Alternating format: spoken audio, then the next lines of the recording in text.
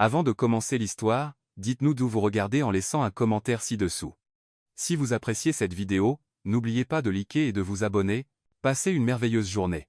Profitez de l'histoire, tout le monde. James entra dans un atelier de mécanique pour la 8e fois, au bord de perdre patience et raison. Le moteur de sa Chevelle SS des années 1970, son trésor personnel et la fierté de la famille Thompson, était tombé en panne juste devant Carter & Sons Auto Repair, un garage niché dans une rue latérale de Brentwood, Tennessee. James regarda l'endroit avec dédain. Est-ce ici que les moteurs viennent dire adieu? Marmonna-t-il pour lui-même. L'enseigne à l'entrée était de travers, avec quelques lettres manquantes, des pneus couverts de poussière étaient entassés à l'extérieur. Il soupira. C'était tout ce qui restait. Il se dirigea vers l'entrée de l'atelier. Au fond du garage, il vit quelqu'un penché sur le capot d'un vieux pick-up. Des bottes sales, un Jean graisseux, une silhouette qui semblait aussi vieille que l'atelier. Il s'approcha et demanda, sans cacher le sarcasme dans sa voix, « Y quelqu'un ici capable de réparer une vraie voiture classique ?» La personne sortit de sous le capot. Elle essuya ses mains sur un chiffon usé, leva le visage et répondit avec un sourire mordant. « Je suis la mécanicienne, Emily. Je peux jeter un œil à votre voiture. » James resta silencieux un instant. Elle était jeune, couverte de graisse, semblait ordinaire et bien trop confiante. Il haussa un sourcil. « Vous ?» Elle hocha la tête. « Exactement. Mademoiselle, avec tout le respect que je vous dois, j'ai emmené cette voiture dans cet atelier spécialisé. Personne n'a su trouver ce qui n'allait pas avec le moteur. Pas même les meilleurs ingénieurs de Nashville. » Emily croisa les bras, s'appuya contre le pare-choc du pick-up et répondit avec un sourire à demi sarcastique. « Ça n'est arrivé que parce que vous n'êtes pas venu ici en premier. » Son audace le fit presque rire. « Presque. Si vous réparez ce moteur, je vous donnerai tout mon salaire, » dit-il avec un sourire moqueur. Emily lui rendit un sourire encore plus sarcastique. « D'accord, mais je veux du liquide. » James cligna des yeux. Sa réponse heurta son orgueil comme une gifle. Il s'attendait à un jeu plaisant ou à un rire poli, mais elle ne s'y a même pas. Elle se contenta de marcher vers un vieux meuble rouillé, en sortit une boîte à outils usée portant l'inscription F. Carter écrit à la main, et s'approcha de la Chevelle comme si elle allait ouvrir un secret de famille. « Ouvre le capot ?» demanda-t-elle. James le fit sans réfléchir. Emily examina le moteur pendant une minute, comme si elle écoutait quelque chose que personne d'autre ne pouvait entendre. Elle prit un morceau de tuyau, le posa contre le bloc moteur et écouta attentivement à l'autre extrémité. Son expression était sérieuse mais calme, expérimentée, malgré son jeune âge.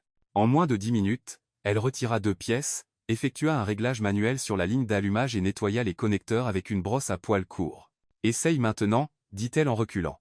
James monta dans la voiture, tourna la clé, et la Chevelle rugit. Comme au bon vieux temps, un son profond, stable, clair. Il coupa le moteur, sortit et regarda Emily comme si elle venait de faire de la magie. « Comment avez-vous » balbutia-t-il. C'était juste une connexion inversée dans le système d'allumage. « Votre moteur demandait de l'aide » répondit-elle en haussant les épaules. James tenta de se ressaisir. « Combien je vous dois » Emily n'hésita pas. « Votre salaire. » Il rit, mais son sourire s'effaça rapidement. « Je plaisantais. » Elle s'avança et répondit d'un ton calme, mais avec des yeux perçants. « Mon père disait toujours, la parole d'un homme est celle d'un roi, et un roi ne revient pas sur sa parole. Êtes-vous un homme, monsieur Thompson ?» Il se figea. « Demain, je viendrai avec l'argent.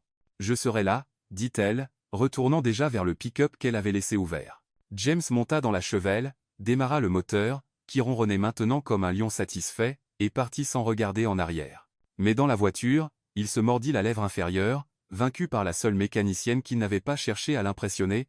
Elle avait simplement fait ce que personne d'autre n'avait pu, écouter le moteur et briser son orgueil en même temps. James passa toute la nuit à faire des calculs.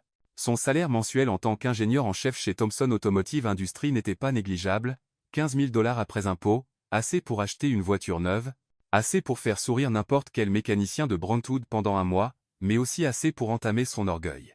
Le lendemain matin, il gara la Chevelle devant Carter & Sons Auto Repair à 9 heures précises.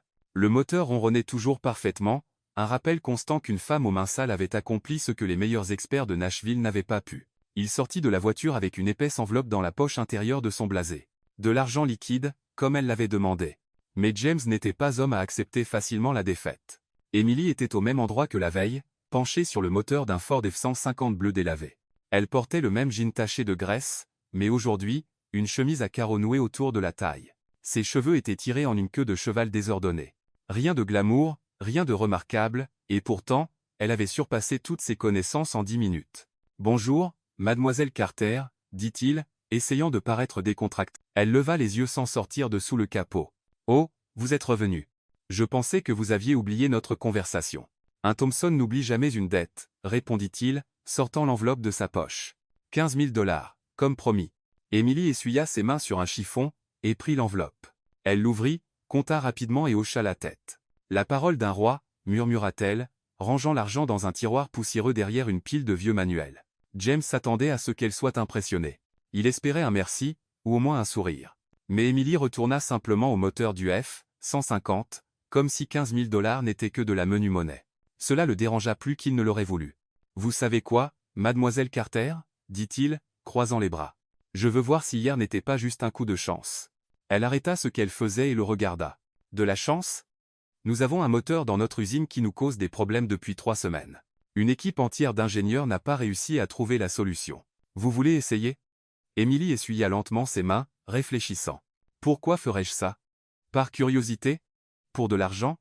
James haussa les épaules. « À vous de choisir. » Elle s'approcha, s'arrêtant à quelques pas. « Si je répare ce moteur, vous me traitez avec respect, plus de mademoiselle condescendant, plus de regard en coin, plus de tests pour voir si j'ai eu de la chance. » James héchita.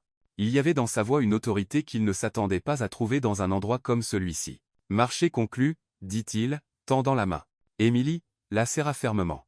Ses paumes étaient rugueuses à cause du travail, mais sa poignée était assurée. « Alors, allons à votre usine. » Thompson Automotive Industries se trouvait de l'autre côté de Brentwood. Dans un complexe industriel moderne avec des bâtiments en verre et des parkings pavés, Emily descendit de son vieux pick-up rouge et regarda l'endroit avec intérêt, mais sans intimidation. James la conduisit à la zone de développement où une équipe de 5 ingénieurs se tenait autour d'un moteur vu posé sur un établi métallique. Tous portaient des chemises blanches et des badges d'identification. « Tout le monde, » dit James, « voici Emily. Elle va examiner notre problème. » Les ingénieurs échangèrent des regards. L'un d'eux, un homme d'âge moyen avec des lunettes et une cravate bleue, fronça les sourcils. « Est-elle consultante spécialisée ?» demanda-t-il, détaillant Emily de la tête aux pieds. « C'est une mécanicienne, » répondit James. Le silence qui suivit fut gênant. Emily remarqua les regards dédaigneux, mais cela ne semblait pas la déranger. Elle s'approcha de l'établi et étudia le moteur avec soin. « Quel est le problème ?» demanda-t-elle. « Le moteur démarre, mais il perd de la puissance après quelques minutes, » expliqua une ingénieure blonde. « Nous avons vérifié l'injection, le système électrique, le refroidissement. Tout semble normal dans les tests. » Emily hocha la tête et demanda un stylo. Comme personne ne lui entendit, elle sortit un stylo bleu de sa poche et commença à prendre des notes sur son propre bras gauche, des chiffres, des diagrammes simples, des points de référence. Les ingénieurs l'observaient comme s'il s'agissait d'un animal rare. « Puis-je retirer la culasse ?» demanda-t-elle. « Farci, dit James. » Emily utilisa les outils disponibles sur l'établi et se mit au travail. Ses mains bougeaient avec précision, chaque mouvement délibéré. Elle démonte la culasse en 15 minutes, examina chaque pièce une par une, puis pointa un petit capteur fixé sur le côté du bloc. « Voici votre problème, » dit-elle en touchant la pièce. « Mauvais contact dans le capteur de température du liquide de refroidissement. Il envoie de mauvaises données à l'ECU. Le système pense que le moteur surchauffe et coupe la puissance automatiquement. C'est impossible, marmonna l'homme aux lunettes. Nous avons testé ce capteur 3 fois. Vous l'avez testé hors du moteur, répondit Emily, toujours concentrée sur la pièce. Le problème n'apparaît qu'avec les vibrations. Le contact interne est desserré. Elle débrancha le capteur, nettoya les bornes avec une petite brosse et reconnecta le tout. Puis elle remonta la culasse aussi vite qu'elle l'avait démontée. Vous pouvez tester maintenant, dit-elle, s'écartant de l'établi. L'homme aux lunettes démarra le moteur. Le vieux rugit doucement et maintint un ralenti stable. Il accéléra. Le moteur répondit instantanément. Plus d'accélération, pleine puissance, aucune chute de performance. Tout le monde se tut. James regarda Emily, qui essuyait ses mains sur un chiffon emprunté. « Vous êtes un génie, dit-il, sincèrement impressionné. » Emily lui rendit un demi-sourire. « Je préfère qu'on m'appelle mécanicienne. » Elle rendit les outils, fit un signe à l'équipe et se dirigea vers la sortie.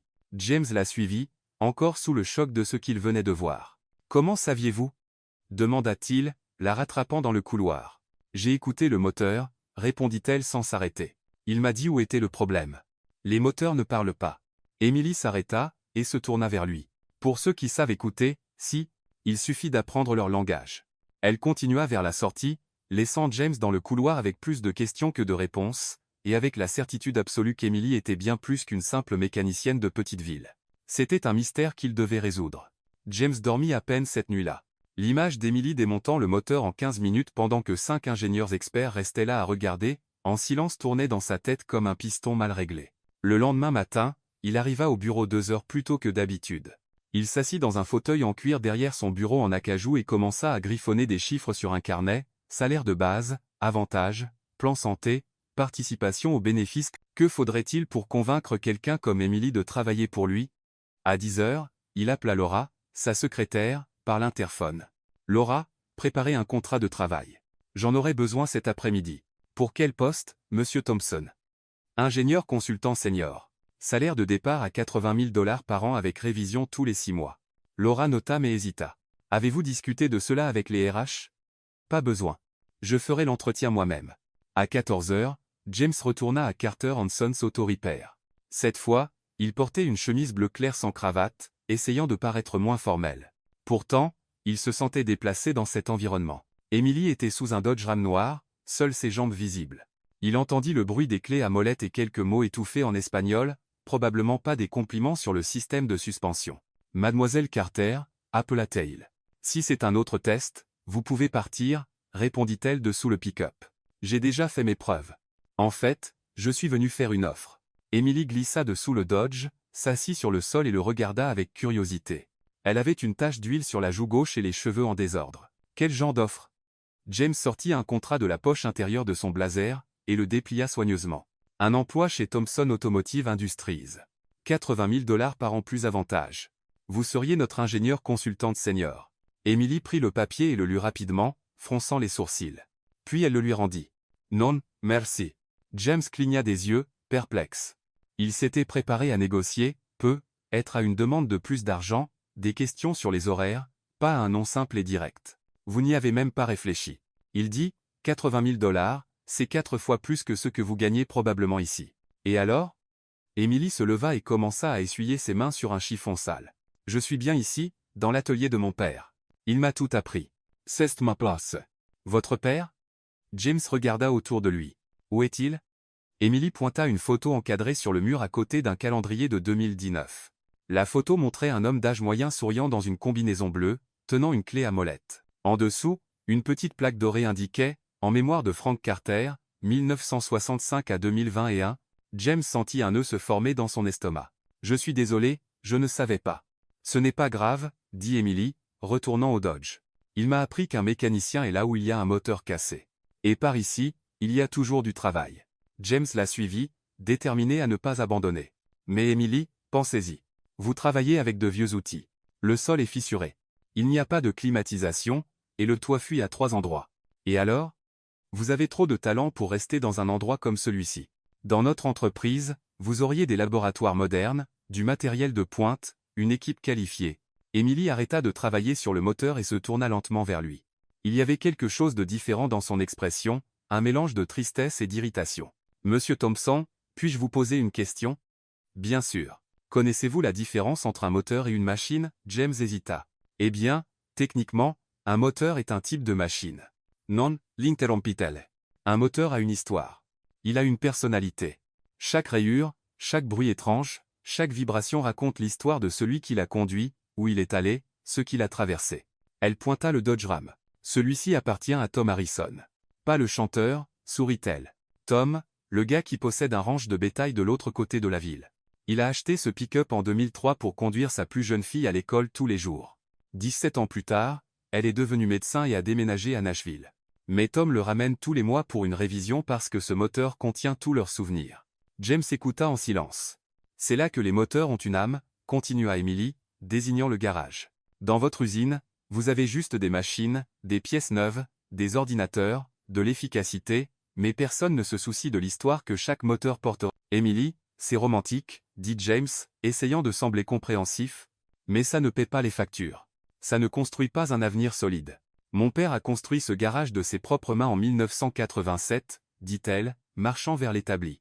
Il a payé la maison, m'a élevé seul après la mort de ma mère, m'a appris tout ce que je sais avec des moteurs qui avaient une âme, Monsieur Thompson, pas avec des machines sans histoire.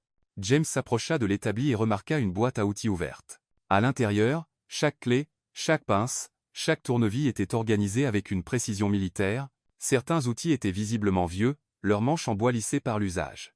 C'était les siens? Demanda James, pointant les outils. Sutton's. D'autres, je les ai fabriqués moi-même, dit Emily, prenant une clé avec un manche peint en bleu. J'ai fabriqué celle-ci quand j'avais 15 ans. Mon père disait toujours. Un vrai mécanicien doit connaître ses outils comme un musicien connaît son instrument. James prit la clé. Elle était lourde, solide, marquée de rayures et de signes d'usure. Vous avez fabriqué ça? Je l'ai forgé dans l'atelier d'à côté. Monsieur Lopez m'a appris. Ça m'a pris 3 semaines, mais elle est sortie parfaite. James rendit l'outil, clairement impressionné. Emily, je comprends la valeur sentimentale de tout ça, mais imaginez ce que vous pourriez faire avec des ressources illimitées, de la recherche, du développement, une technologie de pointe. Pourquoi faire? Demanda-t-elle, fermant la boîte à outils. Pour construire des moteurs plus efficaces, plus propres, plus silencieux. Oui, pour améliorer la vie des gens. Emily sourit, mais ce n'était pas un sourire joyeux. Monsieur Thompson, savez-vous pourquoi j'ai réparé votre cheval en 10 minutes? Parce que vous êtes talentueuse. Parce que j'ai écouté. Je me suis allongé dessous, j'ai posé ma main sur le moteur et j'ai écouté ce qu'il essayait de me dire. Dans votre usine, personne n'écoute. Vous mesurez, calculez, faites des tests, mais personne ne s'arrête pour demander « De quoi ce moteur a-t-il besoin pour se sentir vivant ?» James fronça les sourcils. Les moteurs ne se sentent pas vivants, Emily. Ce sont des machines. Exactement, dit-elle, prenant un tournevis et retournant au Dodge. C'est exactement ce dont je parle. Elle disparut sous la voiture. James resta là, tenant le contrat refusé, essayant de donner un sens à la conversation. Emily, monsieur Thompson, l'interrompit-elle, la voix étouffée, vous êtes un homme intelligent. Vous avez une entreprise prospère, de l'argent, du prestige, mais je parie que ça fait des années que vous n'avez pas touché un vrai moteur, que vous n'avez pas senti la chaleur du métal, que vous n'avez pas entendu le grondement d'un vu bien réglé. James ouvrit la bouche pour argumenter, mais réalisa qu'elle avait raison. Quand avait-il travaillé de ses mains pour la dernière fois, quand s'était-il sali les ongles de graisse? Votre offre est généreuse, continua Emily. Mais je ne veux pas d'un travail où les moteurs ne sont que des chiffres dans un tableur.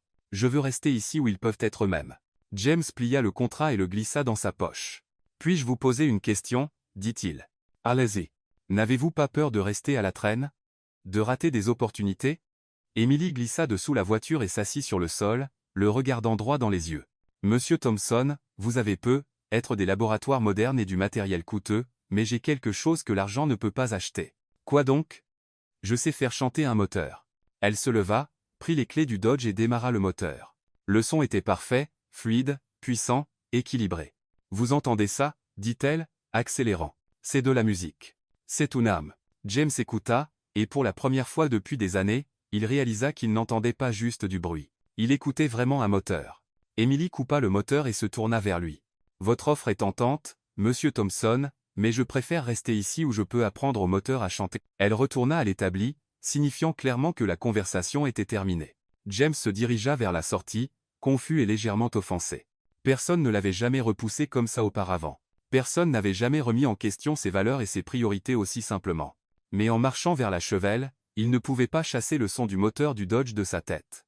Et pour la première fois depuis longtemps, il se demanda quand il avait fait chanter quelque chose pour la dernière fois. Le lundi suivant, James se présenta à Carter Hanson's Auto Repair à 10 h du matin avec une question sur les carburateurs et les moteurs classiques. Le mardi, il revint en posant des questions sur les systèmes d'allumage électronique par rapport aux rupteurs. Le mercredi, il voulait connaître la différence entre l'huile synthétique et l'huile minérale dans les vieux moteurs. Le jeudi, Emily commença à se méfier. « Monsieur Thompson, dit-elle, sortant de sous une Mustang rouge de 1965. N'avez-vous pas toute une équipe d'ingénieurs pour répondre à ces questions ?» James ajusta sa cravate, un peu embarrassé. « Si, mais j'aime entendre différents avis, différentes perspectives. » Emily prit un chiffon et commença à essuyer ses mains lentement, visiblement amusée, et ces différentes perspectives n'existent pas à Nashville, seulement ici à Brentwood. Eh bien, vous avez une approche unique. James resta là, au milieu du garage, regardant Emily travailler. C'était étrange comme il se sentait à l'aise dans cet endroit malgré le désordre organisé, l'odeur d'huile et la musique country jouant sur une vieille radio dans un coin. « Puis-je vous poser une question ?» dit-il enfin. « Vous pouvez, mais si c'est à propos des moteurs, je facture pour le conseil. Ce n'est pas à propos des moteurs, c'est à propos de vous. » Emily arrêta d'essuyer ses mains et le regarda. « À propos de moi? Comment avez-vous appris tout ça? Je veux dire, vous en savez plus que beaucoup d'ingénieurs que j'ai rencontrés. » Emily sourit et marcha vers l'établi à outils. « Mon père.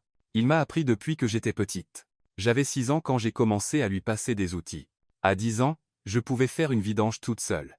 À 15 ans, je démontais des moteurs entiers. Et l'école, l'université? J'ai fini le lycée. Après ça, mon père est tombé malade. Cancer. J'ai dû reprendre l'atelier.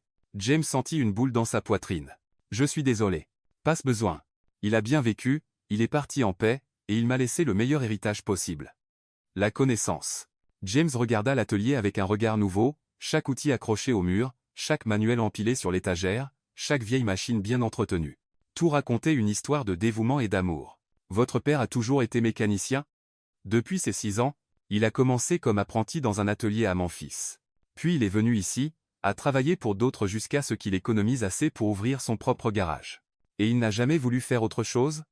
Émilie haussa les épaules. Je n'y ai jamais pensé. J'ai toujours su que ce serait ma place. Vous n'êtes jamais curieuse du monde extérieur? D'autres villes, d'autres pays? Bien sûr que si. Mais je n'ai pas besoin de partir pour voir le monde. Elle pointa les voitures dans l'atelier. Chaque moteur qui arrive ici apporte des histoires de différents endroits. C'est le Mustang VNT Detroit. Ce pick-up vient du Texas. Cette Corolla appartient à une famille japonaise qui a déménagé, ici il y a 5 ans. James n'avait jamais vu les choses sous cet angle. C'est une perspective intéressante. C'est la vraie vie, Monsieur Thompson. Pas juste une perspective. Le vendredi, James se présenta sans question technique. Il se contenta de regarder. Émilie travaillait sur une Camaro de 1969 avec des problèmes de transmission. N'avez-vous pas une entreprise à gérer aujourd'hui? Demanda-t-elle, elle, sans détourner les yeux de la voiture. Si, mais j'ai délégué quelques tâches. Première fois? Que voulez-vous dire? Première fois que vous déléguez. Je parie que vous êtes un de ces patrons qui veut tout contrôler. James rit, surpris par la justesse de l'observation. Comment pouvez-vous le savoir? Votre façon de parler, toujours si sérieux, si formel, un homme qui ne fait pas confiance aux autres pour bien faire le travail. Ce n'est pas que je ne fais pas confiance. C'est, J.S.Ch. Emily Sorit. Mais ce n'est pas grave. Je suis pareil avec mes moteurs. James passa le reste de la matinée à regarder Emily travailler. Il y avait quelque chose d'hypnotique dans sa façon de bouger. Comment ses mains trouvaient-elles toujours le bon outil sans regarder? Comment pouvait-elle diagnostiquer un problème juste en écoutant? Puis-je essayer? Demanda-t-il soudain. Essayer quoi? Aide. Vous passez des outils. Je ne sais pas. Emily le regarda de haut en bas. Dans cette tenue? James baissa les yeux sur son costume gris et sa cravate en soie. Je peux enlever la veste et la cravate et ses chaussures italiennes. James Hechita. Les chaussures aussi, Monsieur Thompson. Ce sol est couvert d'huile. Vous glisserez et vous vous casserez la tête, ou pire, vous salirez mon sol propre avec du sang. James rit et enleva ses chaussures, restant en chaussettes. Voilà. Puis-je aider maintenant?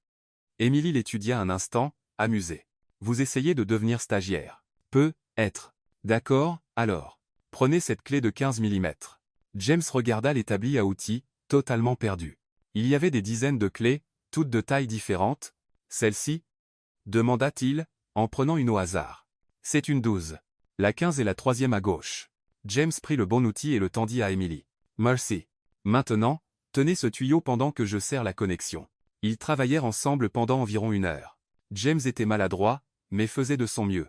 Emily était patiente, bien qu'elle ne retint pas ses commentaires sarcastiques sur son manque de compétences pratiques. Pour un ingénieur, vous êtes plutôt mauvais avec vos mains, dit-elle alors que James laissait tomber un tournevis pour la 3e fois. Ça fait longtemps que je n'ai pas travaillé directement avec des outils. Combien de temps? James réfléchit un instant. Environ 15 ans. 15 ans. Emily arrêta ce qu'elle faisait. Vous n'avez pas touché un moteur depuis 15 ans.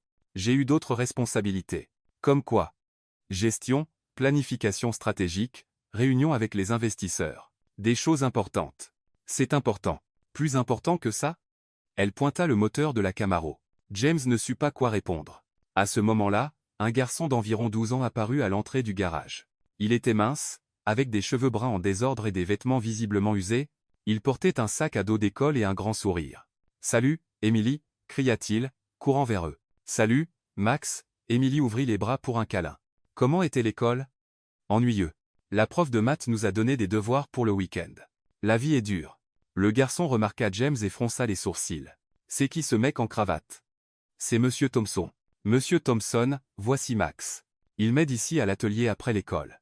James fit un signe au garçon. « Bonjour, Max. »« Salut. » Max le détailla de la tête aux pieds. « Pourquoi tu ne portes pas de chaussures? » Il m'aidait, expliqua Emily. Aider? Max rit. Les hommes en costume ne savent pas travailler sur les moteurs. Max, gronda Emily. Quoi? C'est vrai. Les gars en costume savent seulement parler. Ils ne savent pas faire des choses. James sentit son visage chauffer. Mais il devait admettre que le garçon avait raison. Tu vis près d'ici, Max? Demanda-t-il, essayant de changer de sujet. Je vis à l'orphelinat de l'église méthodiste. C'est à 3 pâtés de maison d'ici. Oh!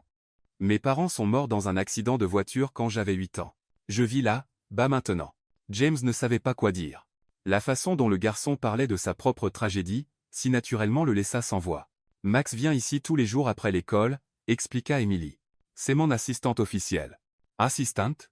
Max se redressa, fier. Je suis spécialiste des petits moteurs. Tondeuse, tronçonneuse, ce genre de trucs. C'est impressionnant. Dit James sincèrement. Et toi, tu fais quoi? Demanda Max. Je suis ingénieur. Je possède une entreprise qui fabrique des moteurs. De gros moteurs. Oui, pour les voitures neuves. Oh! Max sembla un peu déçu. Les nouveaux moteurs sont ennuyeux. Ils n'ont pas de personnalité. James jeta un œil à Emily, qui essayait de ne pas rire. Pourquoi dis-tu ça? Parce qu'ils sont tous pareils. Max expliqua comme si c'était évident. Les vieux moteurs sont différents. Chacun a sa propre manière, son propre caractère. Cette Camaro, par exemple, elle aime accélérer doucement. Si tu essaies trop vite, elle cale. Comment le sais-tu? Emily me l'a appris. Elle sait parler au moteur. James passa le reste de l'après-midi à regarder Emily et Max travailler ensemble. Il était clair qu'elle était devenue une figure maternelle pour le garçon. Elle lui enseignait avec patience, le corrigeait doucement et le protégeait avec un instinct farouche. Emily est aussi une bonne cuisinière, dit Max, assis sur un tabouret auprès de l'établi. Elle fait le meilleur sandwich au fromage grillé du Tennessee. Max, arrête de raconter ma vie à Monsieur Thompson, dit Emily, embarrassée. Pourquoi? Il a l'air gentil. Un peu maladroit, mais gentil. James Ritt. Moi c'est. Je pense qu'Emily devrait sortir avec quelqu'un, continua Max, ignorant le regard assassin qu'elle lui lançait. Elle travaille trop. Elle ne sort jamais. Elle ne s'amuse jamais. Max, quoi? C'est vrai. La dernière fois que tu es sorti, c'était il y a 6 mois pour l'anniversaire de Madame Maria. Ça ne regarde pas Monsieur Thompson. Bien sûr que si, dit Max, se tournant vers James avec un sourire malicieux. Je parie que le mec avec la belle voiture est amoureux d'Emily. James manqua de s'étouffer. Yé. Quoi? Non. Regarde comme il est devenu rouge. Cria Max en riant. Je le savais. Max, arrête, dit Emily, bien qu'elle rit aussi. Le mec avec la belle voiture est amoureux, Emily. C'est pour ça qu'il vient ici tous les jours en prétendant avoir des questions. Le visage de James brûlait. L'observation du garçon était embarrassante de précision. Je dois y aller, balbutia-t-il, attrapant ses chaussures rapidement. Il s'enfuit. Cria Max. Ça prouve tout. James dit au revoir rapidement et courut presque jusqu'à la chevelle. En rentrant chez lui, il ne pouvait s'empêcher de penser au rire d'Emily et aux mots du garçon. Était-ce vraiment si évident? Emily l'avait-elle remarqué? Et surtout, que devait-il faire à ce sujet? Parce que pour la première fois depuis des années, James devait admettre qu'un orphelin de 12 ans avait absolument raison. Il était amoureux. James passa le week-end à essayer de ne pas penser à Emily.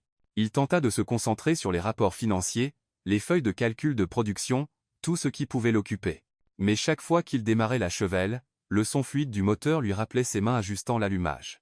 La confiance dans ses mouvements, la façon dont elle parlait au moteur comme à de vieux amis, et les mots de Max résonnaient dans son esprit. Le mec avec la belle voiture est amoureux. Le lundi matin, il entra dans son bureau déterminé à oublier Carter Auto et à se concentrer sur ce qui comptait vraiment, les affaires.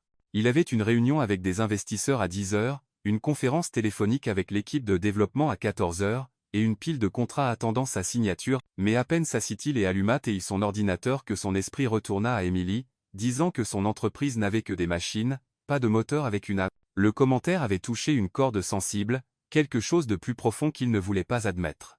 À 9 heures du matin, au lieu de réviser la présentation pour les investisseurs, James se retrouva à marcher dans les couloirs de l'entreprise vers les archives au sous-sol. Il ne savait pas exactement ce qu'il cherchait, mais il avait un étrange pressentiment, comme s'il avait manqué quelque chose d'important.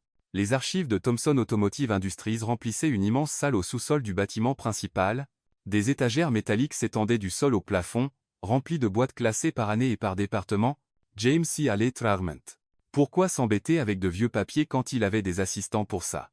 Mais aujourd'hui était différent. Il commença avec les boîtes des années 1980, quand son père dirigeait encore l'entreprise.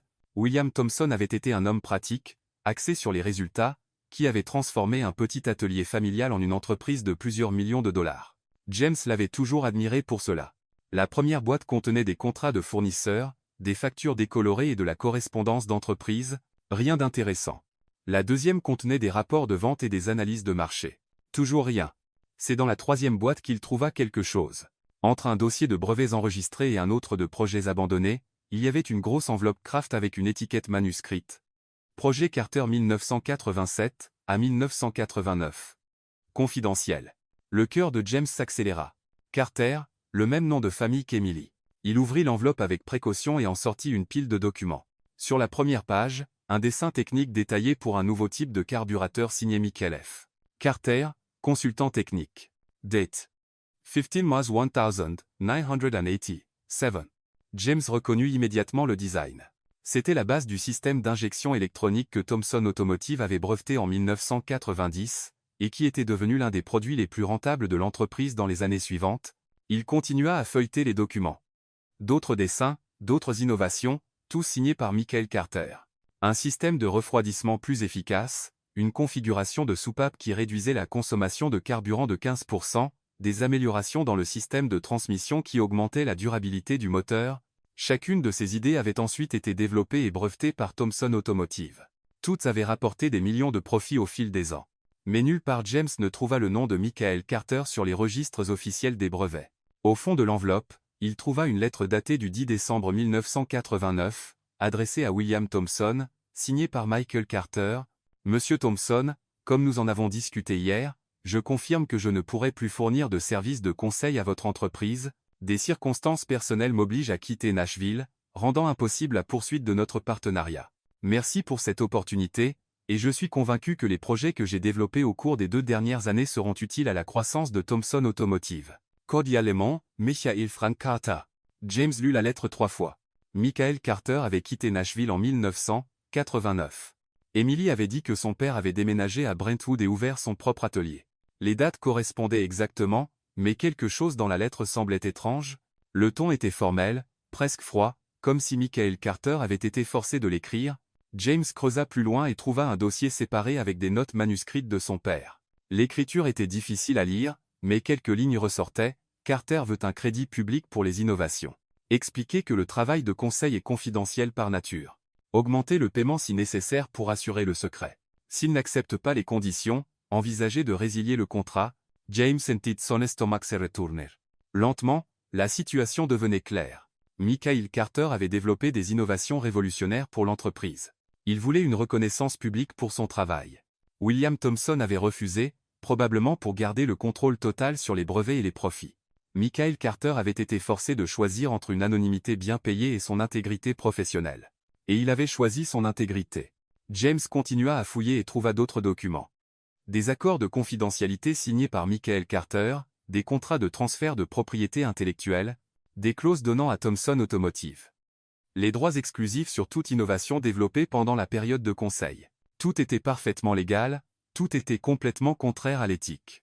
Son père avait acheté le talent de Michael Carter, et ensuite effacé son nom de l'histoire.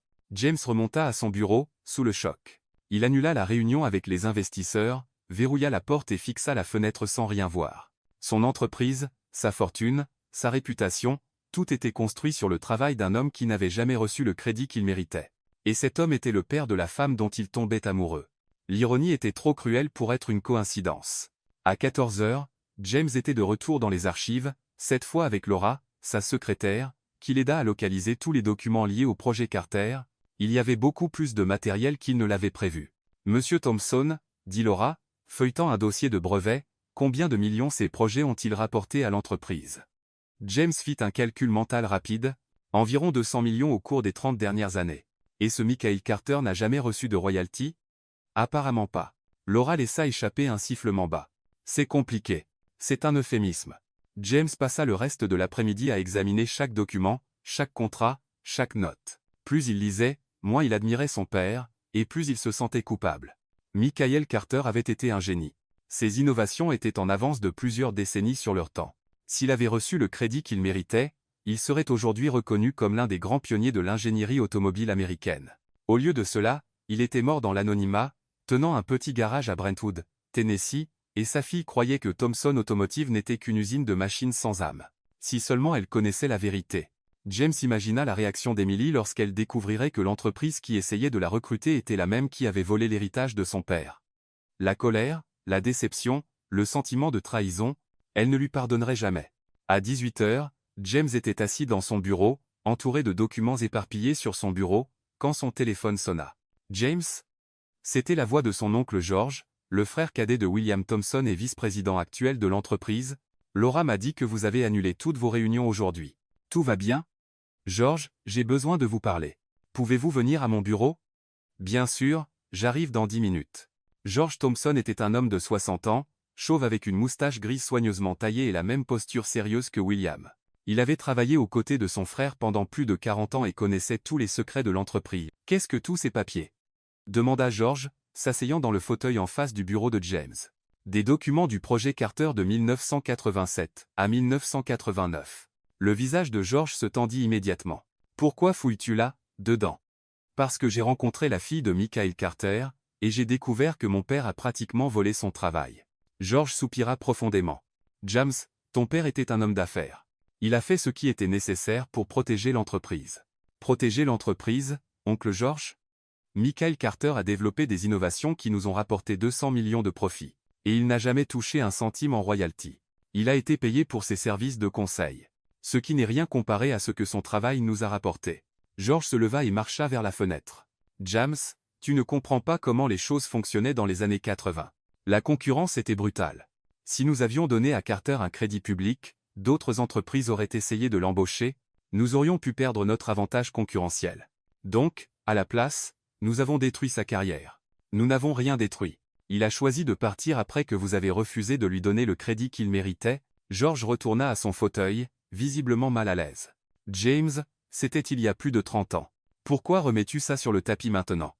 James prit la photo de Michael Carter qu'il avait trouvée dans les dossiers. Un homme d'âge moyen souriant, portant une combinaison bleue et tenant une clé à molette. La même photo qu'il avait vue sur le mur du garage d'Emily. Parce que ce n'est pas juste, oncle George, et parce qu'apparemment, je suis la seule personne dans cette entreprise à qui ça importe. George regarda son neveu longuement. Tu es amoureux de sa fille, n'est-ce pas? James ne répondit pas, mais son expression parlait pour lui. Oh James! George secoua la tête. Ça complique vraiment les choses. Ça ne complique les choses que parce que nous avons fait quelque chose de mal il y a 30 ans et que nous ne l'avons jamais corrigé. Et que comptes-tu faire? Donner à Michael Carter un crédit posthume? Rembourser des royalties à sa fille? Publier des excuses dans le journal?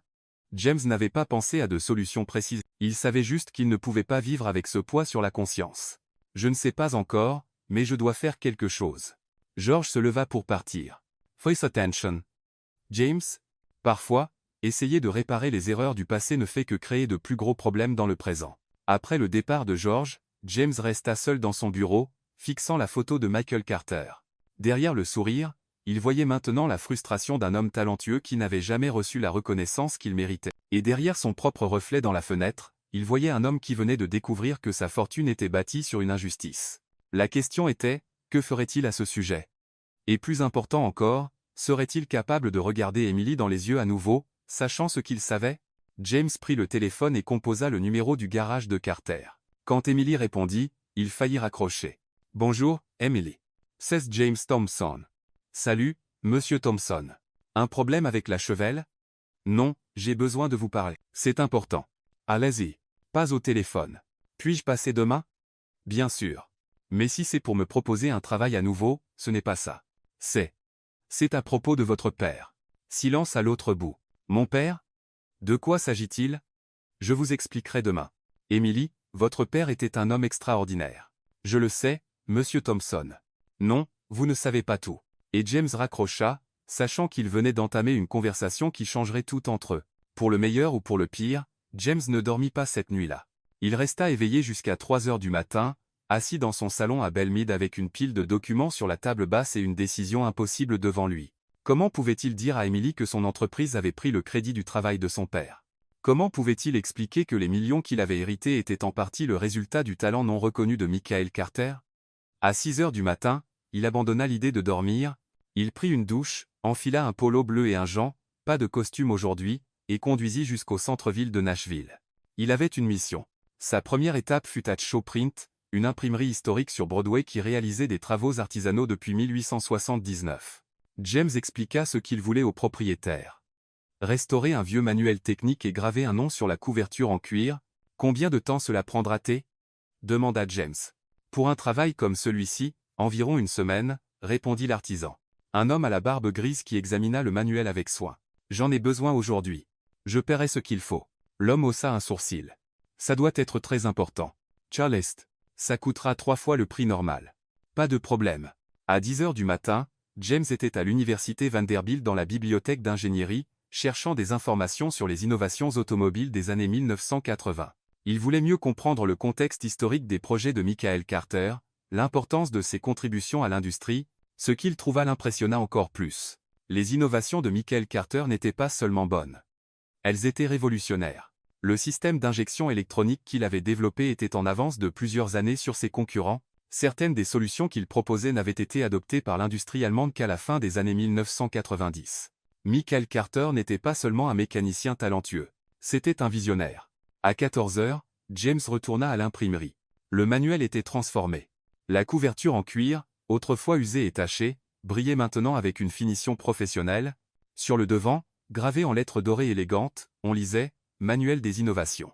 Michael Frank Carter, pionnier et visionnaire, 1955 à 2021. » C'est parfait, dit James, payant la facture. J'espère que la personne l'appréciera, répondit l'artisan. Moi aussi. À 15 years, James et Gala Devon Carter, and Sons Auto Repair. Il prit une profonde inspiration, saisit le manuel enveloppé dans du papier cadeau bleu et entra dans le garage. Emily était sous une Jeep Cherokee rouge, seules ses jambes visibles. Max était assis sur un tabouret à côté d'elle, lui passant des outils. « Salut, monsieur Thompson », cria Max en le voyant. « Pas de costume aujourd'hui. »« Salut, Max. J'ai pensé que ce serait plus pratique. » Emily glissa dessous la Jeep et s'assit sur le sol, regardant James avec curiosité. « Vous avez dit que vous vouliez parler de mon père. » « Oui. » James serra le paquet plus fort. « Mais d'abord, j'ai apporté quelque chose pour vous. » Emily fronça les sourcils. « Un cadeau ?» En quelque sorte. Il lui tendit le paquet. Emily hésita avant de le prendre, un peu incertaine. Elle ouvrit soigneusement le papier, et ses yeux s'écarquillèrent lorsqu'elle vit le manuel restauré. « Comment avez-vous? Où avez-vous trouvé ça? » « Je l'ai trouvé dans les archives de mon entreprise. J'ai pensé que vous aimeriez la voir. » Emily ouvrit le manuel et feuilleta les pages. C'étaient des projets techniques détaillés, des diagrammes complexes, des notes manuscrites dans l'écriture soignée de son père. Des choses qu'elle n'avait jamais vues auparavant. « Je ne savais pas qu'il avait fait tout ça, » murmura-t-elle, touchant doucement une page. « Emily, votre père était un génie. Ses innovations ont changé l'industrie automobile. » Elle continua à feuilleter, et James vit des larmes monter dans ses yeux. « Pourquoi avez-vous ça ?» demanda-t-elle, enfin. James déglutit difficilement. Il était temps de dire la vérité. « Parce que mon entreprise. Parce que mon père. » Il s'arrêta, cherchant les bons mots. « Emily, votre père a travaillé comme consultant pour Thomson Automotive entre 1987 et 1989. » Elle le regarda, confuse. « Un consultant? Il a développé plusieurs projets pour nous, des innovations qui sont devenues très rentables. » Et James sentit la sueur couler dans son dos. Et il n'a jamais reçu le crédit public qu'il méritait.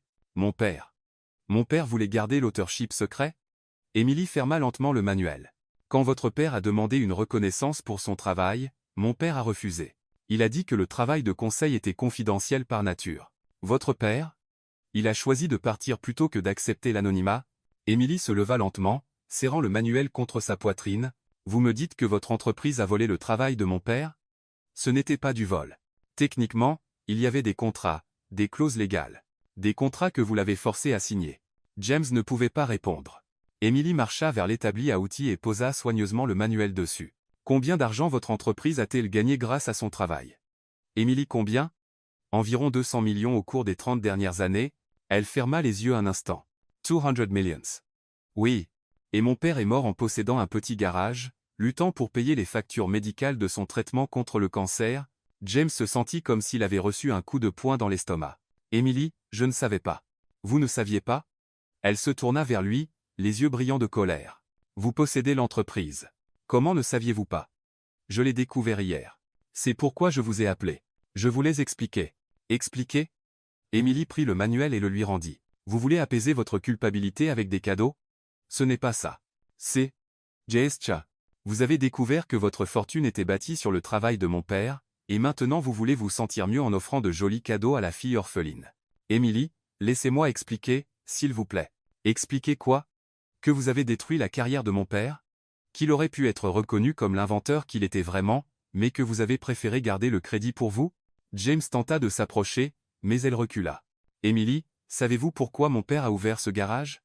Elle désigna autour d'elle. Parce qu'après avoir quitté votre entreprise, personne d'autre ne voulait l'embaucher. Il y avait une rumeur qu'il était difficile à travailler, qu'il faisait des demandes déraisonnables. Ce n'est pas vrai, n'est-ce pas? Alors pourquoi a-t-il passé les 30 dernières années de sa vie à réparer de vieilles voitures au lieu de développer des innovations qui auraient pu changer l'industrie? James n'avait pas de réponse à cela. Emily, je veux réparer ça. Nous pouvons donner à votre père un crédit public, rembourser des royalties. Avec quel droit? L'interrompit-elle. Vous avez volé 30 ans de sa vie. Vous pensez que l'argent peut compenser ça? C'est un début. C'est une insulte. Max, qui observait en silence, s'approcha d'eux. Emily, dit-il, touchant doucement son bras. Peut être que M. Thompson essaie de faire ce qui est juste. Max, tu ne comprends pas. Si, je comprends. Mes parents ont été volés, eux aussi. L'homme qui a percuté leur voiture était ivre, mais il avait un avocat coûteux. Il n'a jamais été arrêté. Il ne m'a jamais rien payé. Emily regarda le garçon, surprise. Mais tu sais quelle est la différence? Continua Max. Cet homme n'a jamais essayé de me trouver pour s'excuser. Il n'a jamais voulu réparer les choses. Monsieur Thompson essaye au moins. Max. Emily, tu me dis toujours que les gens méritent une seconde chance. Que chaque moteur peut être réparé si quelqu'un a la patience d'écouter ce qui ne va pas. James regarda le garçon avec gratitude. Merci, Max. Ne me remerciez pas encore, dit Max, se tournant vers James. Emily a tout à fait le droit d'être en colère. Vous avez fait une très mauvaise chose à Monsieur Carter. Je sais, mais se disputer ne le ramènera pas, et se mettre en colère ne réparera pas le passé. Emily essuya ses yeux avec le dos de sa main. Max, tu es trop jeune pour comprendre ces choses. Yasusiona, mais pas idiote. Il marcha vers l'établi à outils et prit une clé avec un ruban rouge attaché aux manches. Monsieur Thompson, Emily ne fait confiance qu'aux gens qui construisent des choses ensemble. James prit la clé, confus. Que veux-tu dire? Ça ne sert à rien de dire que vous voulez réparer les choses. Il faut le montrer. Il faut se salir les mains. Il faut construire quelque chose de nouveau ensemble avec elle. Emily regarda Max, puis James, puis la clé dans ses mains. Max, tu ne peux pas juste si, je peux. Tu dis toujours que les moteurs cassés peuvent être réparés. Les scans aussi. James tint la clé avec soin, comme si c'était quelque chose de sacré. Que veux-tu que je fasse, Emily? Elle le fixa longuement. D'abord, arrêtez de m'appeler Emily. Nous ne sommes pas amis. Comment dois-je vous appeler? Mademoiselle Carter, comme toujours. D'accord, Mademoiselle Carter. Deuxièmement, reprenez votre cadeau. Je ne veux rien de votre entreprise. James regarda le manuel restauré, puis Max, qui secoua légèrement la tête. Et si je le laissais ici, mais pas comme un cadeau? Comme un prêt? Que voulez-vous dire? Vous gardez le manuel ici à l'atelier. Étudiez les projets de votre père, mais il appartient toujours à Thompson Automotive jusqu'à ce que nous décidions ensemble quoi en faire. Emily réfléchit, un instant. Et qu'attendez-vous en retour? James regarda la clé dans ses mains. Une chance de construire quelque chose ensemble. Une chance de réparer ce que mon père a brisé. Et comment comptez-vous faire ça?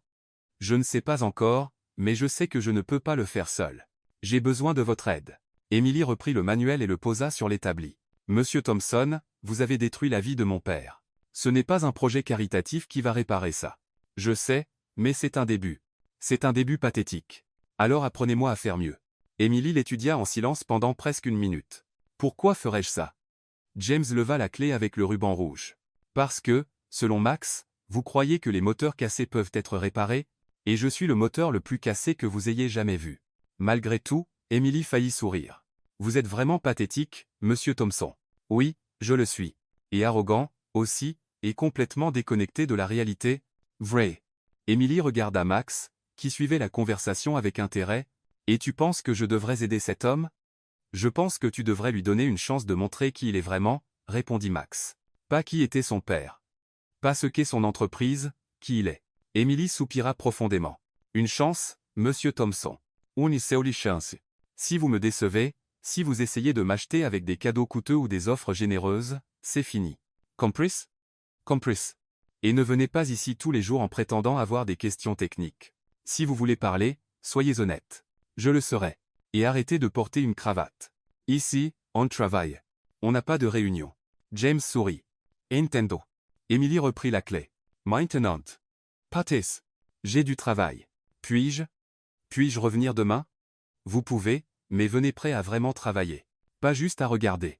James fit un signe à Max et se dirigea vers la porte. À la porte, il se retourna. Mademoiselle Carter. Quoi? Merci pour cette chance. Ne me remerciez pas encore, monsieur Thompson. Vous n'avez aucune idée de ce dans quoi vous vous engagez. En rentrant chez lui, James regarda ses mains sur le volant. Des mains douces, sans callosité, qui n'avaient pas touché d'outils depuis 15 ans. Demain, cela changerait. Demain, il commencerait à apprendre la différence entre les machines et les moteurs avec une âme. Et peut-être, avec beaucoup de chance et de travail, pourrait-il réparer plus que des moteurs. James arriva à Carter & Sons Auto Repair le lendemain matin à 7h30, une demi-heure avant l'ouverture du garage. Il portait un jean délavé, un t-shirt gris simple et de vieilles baskets qu'il avait trouvées au fond de son placard, des vêtements qu'il n'avait pas portés depuis au moins 10 ans. Emily était déjà là, bien sûr. Elle arrivait toujours tôt. Elle organisait des outils sur l'établi principal avec une tasse de café fumant à côté. « Bonjour, mademoiselle Carter », dit-il, essayant de sembler décontracté. « Monsieur Thompson », elle le détailla de haut en bas. « Au moins aujourd'hui, vous n'avez pas l'air d'aller à une réunion d'affaires. J'ai pensé que ce serait plus approprié. C'est un début. » Emily finit d'organiser les outils et se tourna vers lui. « Avant de commencer quoi que ce soit, j'ai besoin de savoir une chose. Quand avez-vous vraiment travaillé de vos mains pour la dernière fois? Et je ne parle pas de visser quelques boulons pendant 5 minutes pour impressionner les visiteurs à l'usine. » James réfléchit un instant. Probablement à l'université. J'avais un cours pratique sur les moteurs en 2e année. C'était il y a combien de temps? 15 ans. Emily secoua la tête. 15 ans. Monsieur Thompson, vous dirigez une entreprise de moteurs depuis une décennie et vous n'avez pas travaillé sur un moteur depuis 15 ans. J'ai d'autres responsabilités. Binzoua. Elle prit une gorgée de café. D'accord, voyons si vous vous souvenez de quelque chose.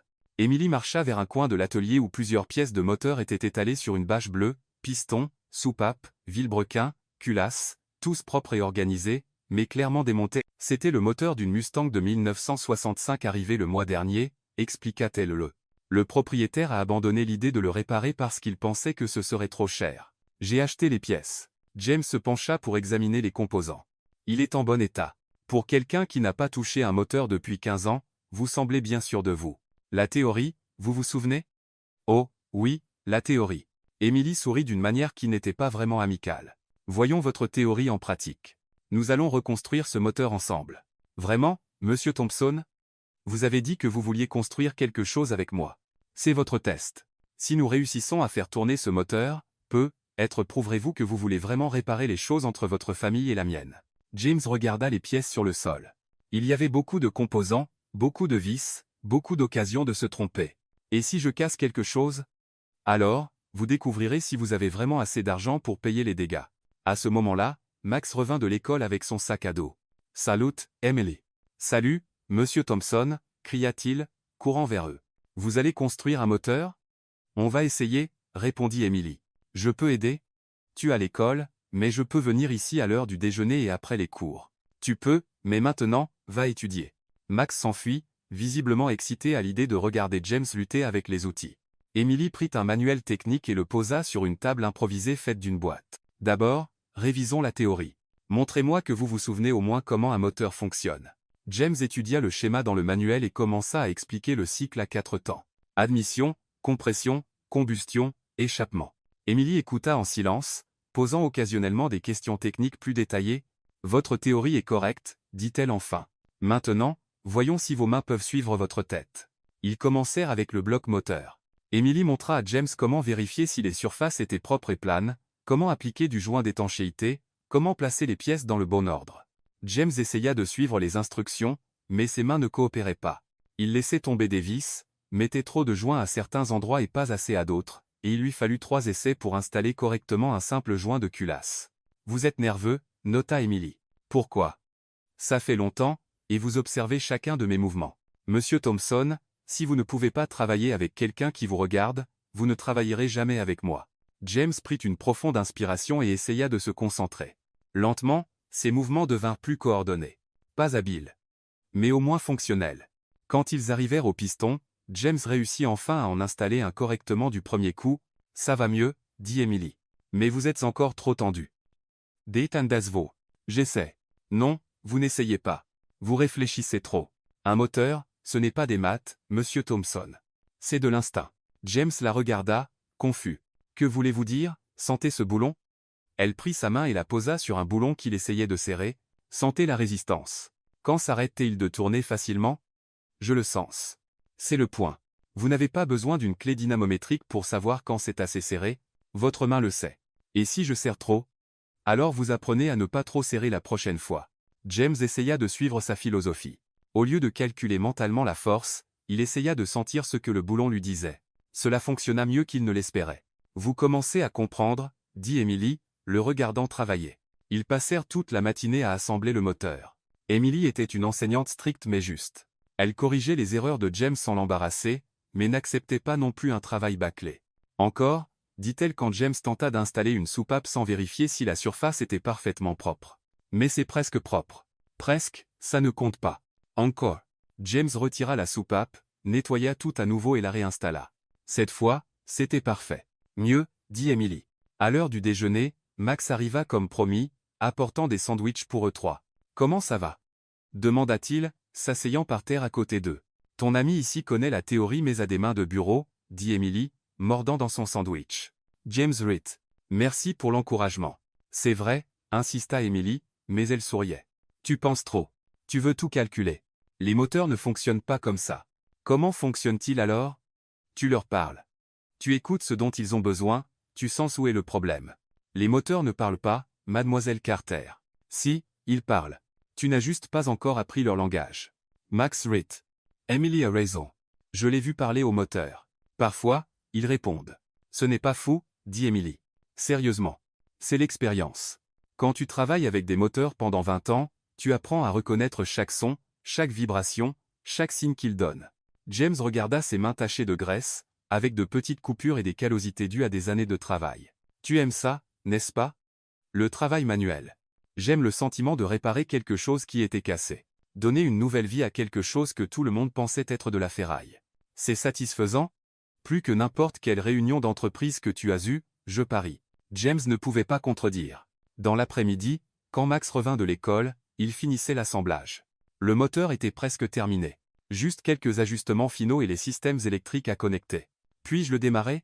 Demanda James. Pas encore. D'abord, nous devons tout vérifier. 2 fois. Emily le guida à travers une inspection minutieuse. Ils vérifièrent que tous les boulons étaient correctement serrés, que toutes les connexions étaient sécurisées et que tous les fluides étaient au bon niveau. Maintenant, tu peux essayer, dit-elle enfin.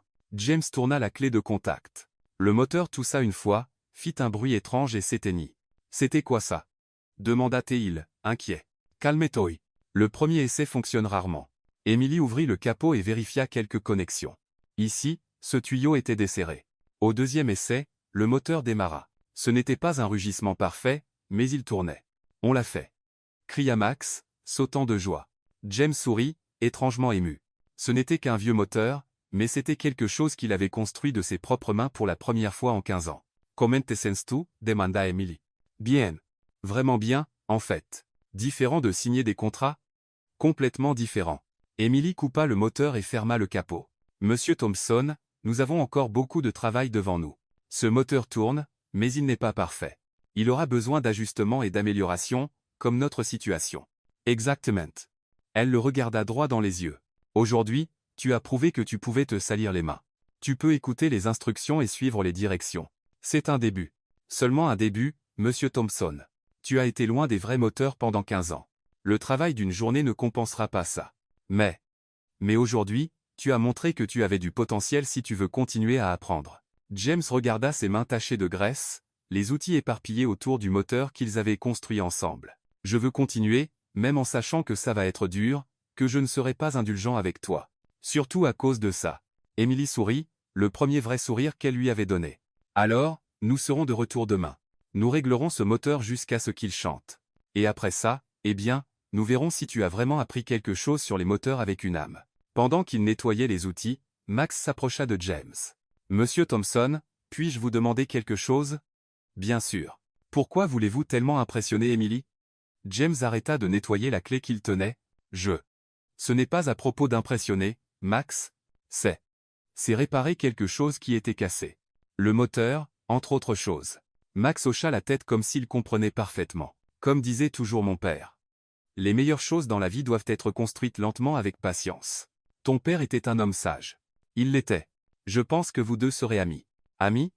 Toi et Emily? Après avoir fini de vous réparer l'un l'autre? James regarda Emily, qui organisait des outils sur l'établi. Elle travaillait avec une économie de mouvement, chaque geste précis et nécessaire. Il y avait une grâce dans son habileté qu'il n'avait jamais remarquée chez quelqu'un d'autre. Je l'espère, Max. Ça viendra. Les moteurs cassés peuvent toujours être réparés, les gens aussi. Quand James quitta l'atelier cet après-midi-là, ses mains étaient sales, son dos lui faisait mal, et il était plus fatigué qu'après n'importe quel jour au bureau, mais il était aussi plus satisfait qu'il ne l'avait été depuis des années. Pour la première fois depuis qu'il avait découvert la vérité sur Michael Carter, il sentait qu'il pourrait vraiment réparer les choses, un boulon à la fois. 3 semaines plus tard, James était devenu un habitué à Carter & Sons Auto Repair. Chaque jour à 7 heures du matin, il garait sa chevelle devant l'atelier et passait les 8 heures suivantes à apprendre tout ce qu'Emily était prête à enseigner. Et elle enseignait beaucoup.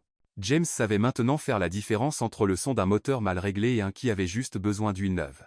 Il pouvait changer les plaquettes de frein sans avoir besoin d'instructions étape par étape, ses mains s'étaient endurcies, développant des callosités, et son dos s'était habitué à se pencher sous les capots. Plus important encore, il commençait à comprendre ce qu'Emily voulait dire lorsqu'elle parlait de moteurs dotés d'une âme.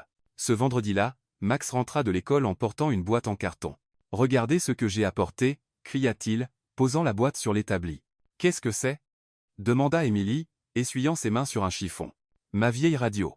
Je l'ai trouvée à l'église. Je me suis dit que ce serait sympa d'avoir de la musique ici dans l'atelier. » James regarda l'appareil. C'était une boombox des années 1990 avec une antenne télescopique et des boutons usés par l'usage. « Est-ce qu'elle fonctionne » demanda-t-il. « Voyons ça, » dit Max, la branchant dans la prise la plus proche. La radio privit avec un léger grésillement, puis capta une station de country. La voix de Johnny Cash emplit l'atelier avec Ring of Fire. « Parfait » s'exclama Max, montant le volume. Emily saw it. « Ça fait un bail qu'on n'a pas eu de musique ici. Ton père n'aimait pas la musique » demanda James. « Si, il aimait ça, mais après qu'il est tombé malade. Je ne sais pas. Ça n'avait plus de sens de faire jouer de la musique. » James comprit. Certaines choses perdent leur sens quand elles sont liées à des souvenirs tristes. Mais maintenant, ça a du sens à nouveau, dit Max, dansant tout seul sur la musique. Emily rit de la performance du garçon et retourna au moteur sur lequel elle travaillait, un Ford F-150 avec des problèmes de transmission. « Monsieur Thompson, dit-elle, pouvez-vous m'aider avec ça? J'ai besoin de quelqu'un pour tenir cette pièce pendant que je serre les boulons. » James s'avança et maintint la pièce en place. Ils travaillèrent en parfaite synchronisation, Emily guidant et James suivant ses instructions. La musique country créait une atmosphère détendue que James n'avait jamais connue dans un cadre de travail auparavant. « Vous savez, dit-il, observant Emily travailler, je n'ai jamais pensé que le travail pouvait être amusant. Amusant, relaxant, satisfaisant, je ne sais pas, différent. » Emily arrêta ce qu'elle faisait et le regarda. « Monsieur Thompson, à quoi ressemblait votre travail avant? » Des réunions. Beaucoup de réunions. Analyse de rapports, approbation de budget, conférences avec des investisseurs. Ça a l'air ennuyeux. Ça l'était, mais je pensais que c'était important. Et maintenant? James réfléchit un instant. Maintenant, je réalise qu'il y a une différence entre un travail important et un travail qui a du sens. Emily sourit et retourna à la transmission. Ils travaillèrent en silence pendant quelques minutes, écoutant la musique et riant occasionnellement des commentaires de Max. Il s'était autoproclamé DJ officiel de l'atelier. C'est alors que James remarqua l'enseigne de l'atelier. L'enseigne à l'entrée du bâtiment était délavée, avec certaines lettres qui s'écaillaient. Carter & Sons Auto Repair était encore lisible, mais à peine. « Cette enseigne a besoin d'un nouveau coup de peinture, dit-il. » Emily suivait son regard. « Je sais. Ça fait environ 2 ans que c'est sur ma liste de choses à faire. Pourquoi ne l'as-tu pas encore fait? Le temps, l'argent, les priorités. » James examina l'enseigne de plus près. La structure était solide. Il lui fallait juste une nouvelle peinture. « Je peux la peindre pour vous. Monsieur Thompson, vous savez peindre. Ça ne peut pas être si différent d'assembler un moteur, non? Instruction, patience, attention aux détails. » Emily Ritt. « Peindre, c'est très différent de la mécanique. Alors, apprenez-moi. Je ne sais pas peindre des enseignes. Alors, nous apprendrons ensemble. » Max, qui écoutait, cria de l'autre côté de l'atelier. « Je sais peindre. Ma prof d'art me l'a appris. » Max, une enseigne d'atelier, c'est différent des dessins d'école, dit Emily, mais c'est juste de la peinture et un pinceau, non? Et j'ai la main sûre. James regarda Emily. Et si on essayait samedi? J'achèterais la peinture. Toi et Max fournissez les compétences artistiques. Amy Heishita. Monsieur Thompson, vous n'avez pas à continuer à dépenser de l'argent ici. Ce n'est pas dépenser. C'est investir. Investir dans quoi? James sentit son visage chauffer. D'en faire les choses correctement. Emily l'étudia un instant. D'accord. Samedi, nous peignons l'enseigne. Le samedi matin, James arriva à l'atelier avec des pots de peinture, des pinceaux, des rouleaux et tout ce que le vendeur du magasin de bricolage avait recommandé. Vous avez acheté assez de peinture pour couvrir tout l'atelier, observa Emily, regardant la quantité de matériel. Je préfère avoir trop que pas assez. Max était déjà là, portant un vieux t-shirt et les mains couvertes de peinture bleue. J'ai déjà commencé, cria-t-il, montrant une planche en bois où il avait peint Carter & Son sans lettres maladroite mais enthousiaste. Max, ce n'est pas l'enseigne de l'atelier, dit Emily. Je sais. Je m'entraîne. James rit de l'enthousiasme du garçon et commença à préparer la vraie enseigne pour la peinture. Emily l'aida à poncer la surface et à appliquer une sous-couche. Vous ne savez vraiment pas peindre, dit-elle, regardant James lutter avec le pinceau. J'apprends. Vous faites un désastre. Ça fait partie du processus d'apprentissage. Emily prit un autre pinceau et commença à peindre à côté de lui. Ses mouvements étaient beaucoup plus assurés, même si elle n'avait pas d'expérience avec les enseignes. Comment faites-vous pour que ça paraisse si facile? Demanda James. Comme avec les moteurs. Patience et instinct. Ils travaillèrent côte à côte toute la matinée. Max agissait comme assistant officiel, passant les pinceaux, mélangeant les couleurs et donnant des suggestions artistiques, qui n'étaient pas toujours pratiques. Et si on faisait les lettres en vert? Suggéra-t-il. Pourquoi vert? Demanda Emily. Je ne sais pas. Le vert, c'est sympa. On reste sur le bleu, dit James. Ça va avec le reste de l'atelier. Alors que l'enseigne prenait forme, James ressentit la même satisfaction qu'il avait eue en assemblant le moteur quelques semaines plus tôt. Il y avait quelque chose de profondément gratifiant à créer quelque chose de réel de ses propres mains. Ça rend bien, dit Emily, reculant pour admirer leur travail. Vraiment? Pour quelqu'un qui n'a jamais peint une enseigne, vous vous débrouillez bien. James sourit, fier du compliment. Ils finirent de peindre en fin d'après-midi. L'enseigne était bien meilleure que ce que James avait espéré. Les lettres étaient régulières, la couleur était vive, et le résultat final semblait professionnel. Ça a l'air génial, s'exclama Max, admirant leur travail. Vraiment, approuva Emily. Merci, monsieur Thompson. Tout le plaisir est pour moi. Ils commencèrent à ranger le matériel de peinture quand James remarqua qu'Emily était plus silencieuse que d'habitude. Quelque chose ne va pas? Demanda-t-il. Non, je réfléchis juste. À quoi? Emily arrêta de nettoyer le pinceau qu'elle tenait. Comme tout ça est étrange. Quoi? Tcha. Vous ici, à aider avec des choses qui n'ont rien à voir avec votre entreprise. Peindre des enseignes, assembler des moteurs, me passer des outils. James ne savait pas comment répondre. C'est étrange dans le mauvais sens? Je ne sais pas encore. Max, sentant la tension, attrapa la radio et monta le volume. Une chanson plus vive commença à jouer. Vous êtes trop sérieux tous les deux, dit-il. On vient de faire du bon travail. On devrait fêter ça. Emily força un sourire. Max a raison. C'est vraiment bien réussi. Mais James pouvait voir que quelque chose la tracassait.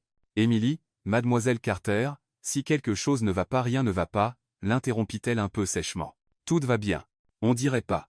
Monsieur Thompson, ne m'analysez pas comme si j'étais un de vos rapports d'affaires. La dureté dans sa voix le prit au dépourvu. Y a une analyse espace. J'essayais de comprendre. Comprendre quoi? Pourquoi je suis devenu bizarre tout à coup? Emily posa le pinceau sur l'établi plus fort que nécessaire. Être parce que je ne comprends toujours pas ce que vous voulez vraiment ici. Que voulez-vous dire? Vous venez ici tous les jours, vous aidez avec tout, vous agissez comme si vous faisiez partie de la famille, mais je ne sais pas si c'est réel ou juste un autre test. James fronça les sourcils. Un test pour voir si je suis digne de confiance, si je suis assez compétente, si je mérite que vous répariez la situation de mon père. Emily, ce n'est pas comme ça. Vraiment? Alors pourquoi agissez-vous toujours comme si vous me jugiez? Je n'agis pas comme ça. Si, vous le faites. Vous observez tout ce que je fais, vous analysez chaque mot que je dis, comme si vous vérifiez si je passe votre test d'approbation. James sentit la frustration monter. Ce n'est pas vrai. Vraiment pas? Alors pourquoi ne vous détendez-vous jamais complètement? Pourquoi semble-t-il toujours que vous attendez que je prouve quelque chose? Parce que je veux que vous me fassiez confiance, explosa James.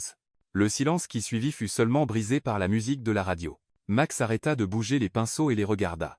Je veux que vous me fassiez confiance, Emily, et je ne sais pas comment faire pour que ça arrive. Emily le fixa. Monsieur Thompson, la confiance ne se gagne pas par des tests ou des approbations. Elle se construit par l'honnêteté. J'ai été honnête. Vous avez été poli, respectueux, serviable, mais honnête? Je ne suis pas sûr. Que voulez-vous dire? Je veux dire que vous essayez encore de m'impressionner au lieu d'être simplement vous-même.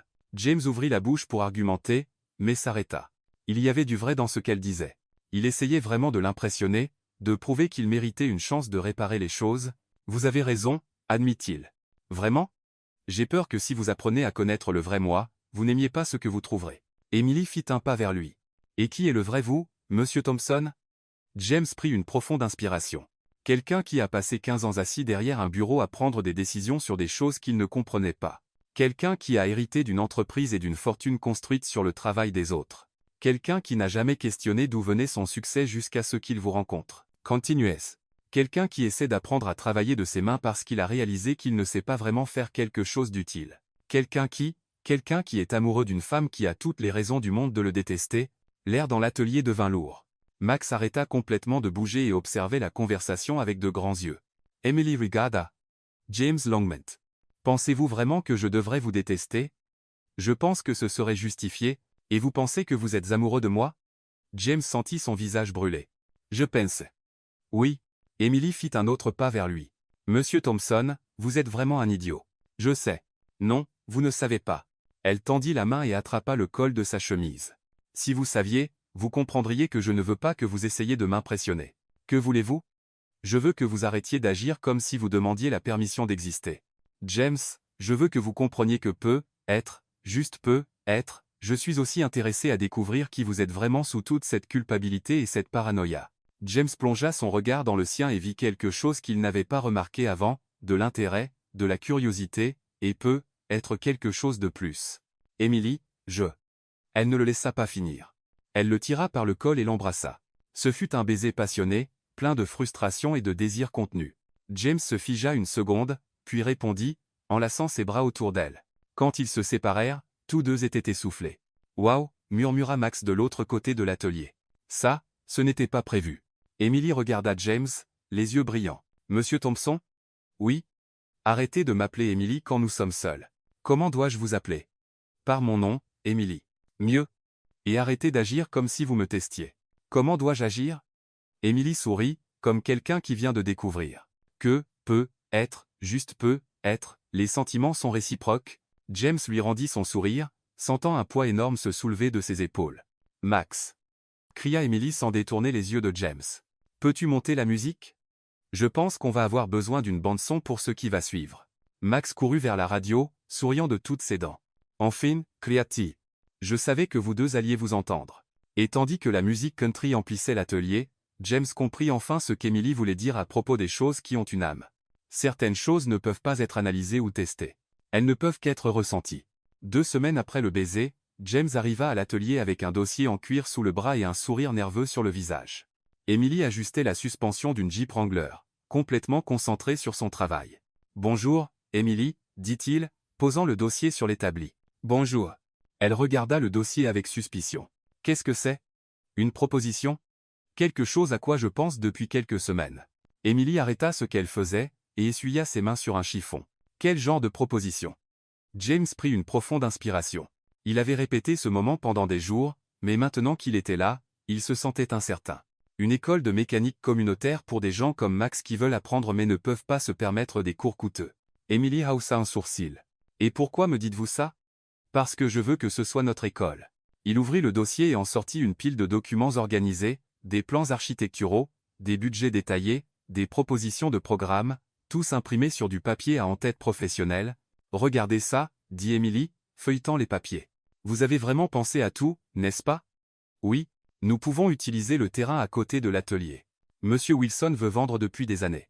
Nous construirons une école d'atelier moderne avec du matériel neuf, mais en gardant l'esprit de Carter & Sons. » Emily continua à lire, mais son expression s'assombrit. « Et le nom ?» demanda-t-elle. « Carter Motors Community Mechanic School.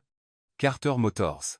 En l'honneur de votre père, et de vous. » Emily arriva à la dernière page des documents et s'arrêta. Là, il y avait le contrat de partenariat. Elle le lut une fois, puis une deuxième, fronçant les sourcils. « James, il y a une erreur ici. »« Où ? » ?»« Ici dans le contrat, il est dit que je suis cofondatrice et que vous êtes partenaire investisseur. » Ce n'est pas une erreur. Comment ça, ce n'est pas une erreur? Vous payez pour tout. C'était votre idée. James approcha d'elle. Emily, l'idée n'est venue que parce que je vous ai rencontré. Parce que j'ai appris qu'il y a une différence entre enseigner la théorie et enseigner la passion pour le travail. Vous seriez la directrice technique. Je ne serai que le financeur. James. Regardez ça. Elle pointa une clause spécifique. 50% des profits iront à un fonds de bourse pour les enfants défavorisés comme Max. Emily le regarda, incrédule.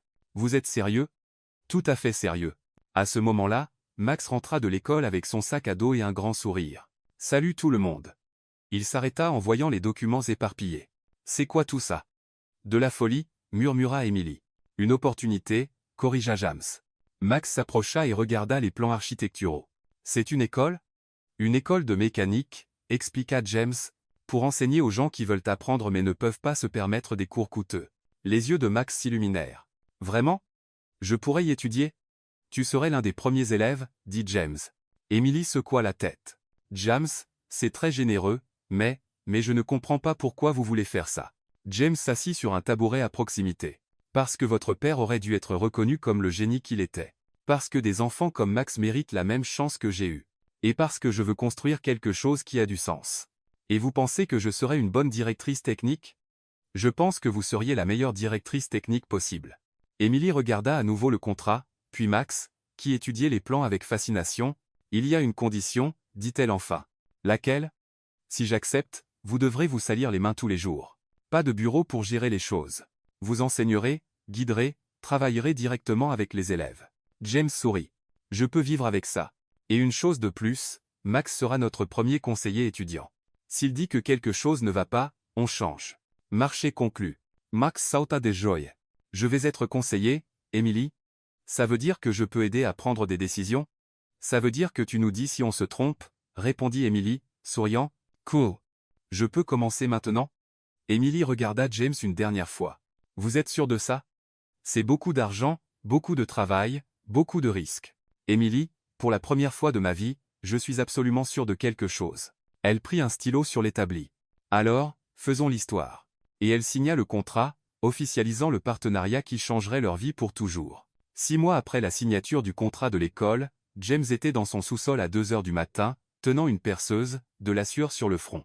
Sur son établi improvisé, un écrou de moteur de 8 cm se transformait en quelque chose de complètement différent. Il avait commencé le projet 3 semaines plus tôt, travaillant en secret quand Emily n'était pas là, ponçant, polissant, ajustant, répétant.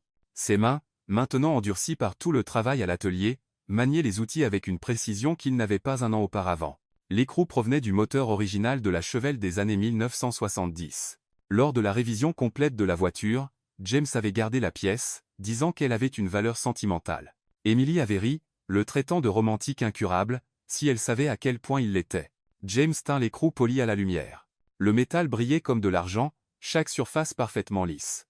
Au centre, là où se trouvait autrefois le trou pour le boulon, il avait serti un petit diamant qui provenait de la bague de fiançailles de sa mère. Ce n'était pas conventionnel, certainement pas traditionnel, mais c'était parfait pour Emily. Le lendemain matin, James arriva à l'atelier avec une boîte en bois poli. Emily vérifiait l'avancement de la construction de l'école à l'extérieur, observant les ouvriers installer les dernières fenêtres. « C'est magnifique », dit-elle sans détourner les yeux du bâtiment. « Tout comme la directrice technique », répondit James. Emily Ritt. « Très charmant, Monsieur Thompson. James, j'ai besoin de vous parler de quelque chose. Allez-y. Passe ici. » À l'intérieur. Elle le suivit dans l'atelier, curieuse du ton sérieux dans sa voix. Max était à l'école, ils avaient donc de l'intimité. « Qu'est-ce que c'est » demanda-t-elle. « Vous semblez différent. » James posa soigneusement la boîte sur l'établi. « Vous vous souvenez de la boîte à outils de votre père? Celle que vous m'avez montrée le premier jour? Bien sûr, celle avec F. Carter. Pourquoi? Vous avez dit qu'elle était cassée. Le loquet ne fonctionnait plus. C'est dry. Je ne pouvais pas l'ouvrir correctement. » James tourna la boîte vers elle. C'était la même boîte, mais entièrement restaurée. Le métal brillait, le loquet fonctionnait parfaitement, et le nom F. Carter avait été regravé en lettres plus profondes. James, comment avez-vous? Je l'ai emprunté il y a 2 semaines quand vous êtes sorti acheter des pièces. Emily passa ses mains sur la surface de la boîte, émue. C'est parfait, exactement comme quand mon père l'a acheté. Ouvrez-la. Emily souleva le loquet. La boîte s'ouvrit doucement, révélant une doublure en velours bleu à l'intérieur. Au centre, là où se trouvaient habituellement les outils, reposait un petit coussin de satin blanc, et sur le coussin, la bague. Emily resta silencieuse un long moment, regardant l'écrou poli qui brillait comme un bijou précieux. James, c'est un écrou de moteur. De ma chevelle, celle que vous avez réparée le premier jour où nous nous sommes rencontrés, j'ai fait une bague avec un écrou de moteur et le diamant de la bague de ma mère. Emily prit délicatement la bague, la tournant dans la lumière. C'est la chose la plus ridicule que j'ai jamais vue. James sentit son cœur s'arrêter. Ridicule? Et en même temps, la plus belle. Il soupira de soulagement. Emily Carter, dit-il, s'agenouillant près de l'établi. Il y a un an, vous avez réparé mon moteur en 10 minutes, mais il vous a fallu beaucoup plus de temps pour m'apprendre que les moteurs ont une âme. Vous m'avez appris à travailler de mes mains, à écouter ce que les moteurs me disent, à trouver de la satisfaction dans la réparation des choses cassées. Emily tenait la bague, les yeux brillants. Plus important encore, vous m'avez appris que certaines choses ne peuvent pas être achetées ou négociées. Elles doivent être construites avec patience, honnêteté et travail acharné. Continuez. Je ne veux pas seulement construire des moteurs avec vous, Emily, je veux construire une vie, une famille, un avenir où nous enseignons aux autres que le travail honnête et le véritable amour sont les seules choses qui comptent vraiment. Emily s'agenouilla à côté de lui. James Thompson, me demandez-vous de vous épouser avec une bague faite de ferraille de moteur? Oui, dans l'atelier de votre père à côté d'une Jeep qui a besoin de réparer sa transmission. Emily sourit, des larmes coulant sur son visage. Alors ma réponse est oui. Bien sûr que c'est oui. James glissa la bague à son doigt. Elle s'adaptait parfaitement. Vous êtes sûr? Demanda-t-il. Ce sera une vie différente. De la graisse sur les mains, du travail dur, des problèmes de moteur tous les jours. James, je ne changerai cette vie pour rien au monde. Pas pour toutes les bagues traditionnelles du monde. Ils s'embrassèrent là, sur le sol de l'atelier, avec l'odeur d'huile dans l'air et le bruit des outils en fond. Et quand Max rentra de l'école 1 heure plus tard, il les trouva encore enlacés, planifiant un avenir construit de leurs propres mains. Enfin, cria-t-il. Puis-je être le témoin? Tu peux, dit Emily, montrant la bague. Mais seulement si tu promets de ne pas pleurer à la cérémonie. Je promets, mentit Max, déjà ému. Et ainsi, avec des rires et des larmes, ils commencèrent à planifier le mariage le plus inhabituel que Brentwood, Tennessee, ait jamais vu. La cour de Carter & Sons Auto Repair n'avait jamais accueilli autant de fleurs. Des guirlandes de lumière jaune étaient suspendues entre les arbres, et des chaises empruntées à l'église méthodiste formaient une allée improvisée entre les établis. C'était samedi, 10 heures du matin, et le mariage le plus inhabituel de Brentwood était sur le point de commencer.